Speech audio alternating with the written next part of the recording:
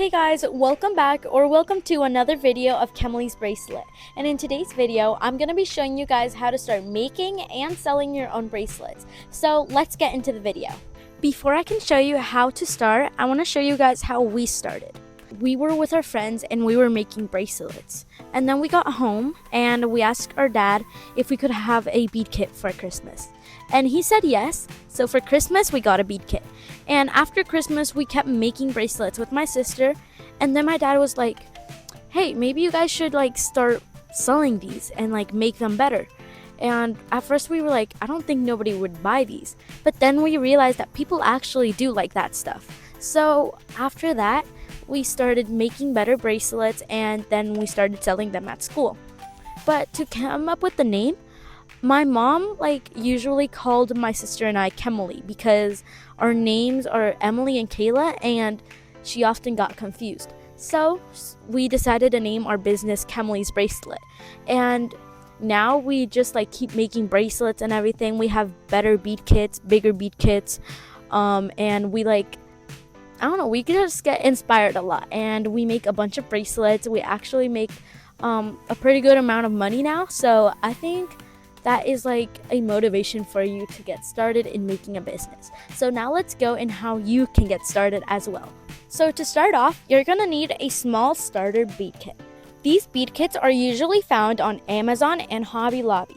Both of these are really good places and where you can buy these bead kits. These bead kits usually come with a lot of beads, a lot of charms, and they're actually really useful for starting in making bracelets. These bead kits usually come with a string called crystal tech string.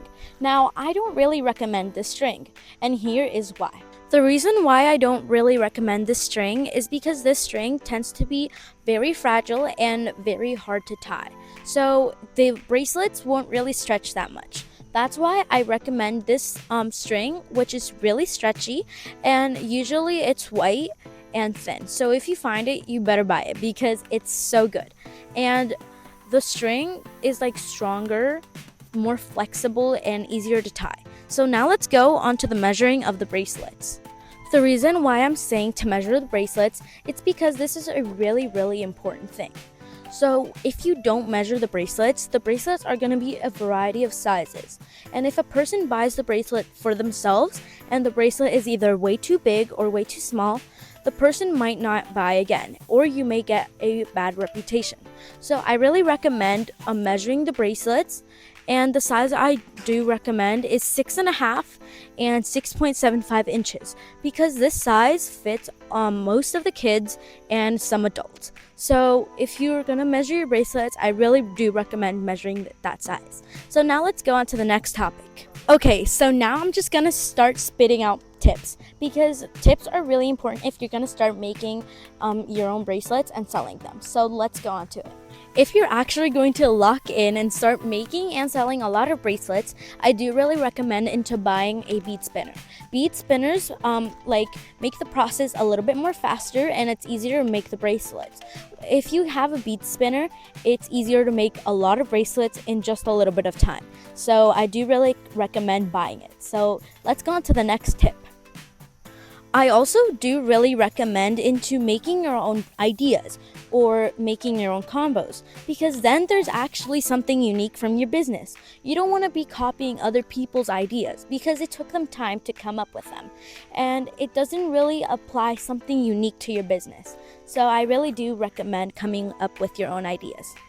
If you're going to be taking pictures of the bracelets that you make for an online website or an Etsy page, I do really recommend taking the pictures by your window where the sun hits the most, or outside, because there you can get one of the best lightings.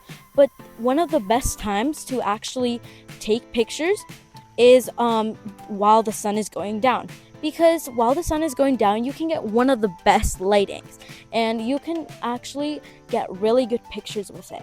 So now let's go on to the next topic. If you're gonna do huge restocks and things like that, I do really recommend making 5 or 7 of each bracelet, because then you can actually have a stock of what you have. You can also make them by order. So if they order let's say for example 3 of the same bracelet, you can just make them while they order. So then you don't waste your beads and waste your time. So now let's go on to the next big tip. If you want to have more people that know about your business, I also do really recommend posting on YouTube. And if you want to post on YouTube, I really recommend posting consistently, because then the people can actually trust you, and then they can see that what you make and the process behind it, and it's more likely for the people to buy. So now let's go on another tip. This tip is for when you're making bracelets. And if you're going to make your bracelets, I recommend you to make the bracelet on the string instead of cutting it first. Because if you cut the string first, you don't actually really know how much you're going to use. And it may be a little bit too little of string or too much string, and then it's going to end up in a waste. So I do really recommend just making a big long strand of beads and then cutting it into the bracelets. So now let's go on to the next tip. Another really good tip is the pricing. And for the pricing, you're actually gonna have and count a lot of things. You're gonna be having to know how much time it takes you to make them, how much money you spend on the beads, and then you can actually count the price. So a regular fair price would be about $3 to $5 per bracelet, because it's not really easy to make them and it's not really cheap.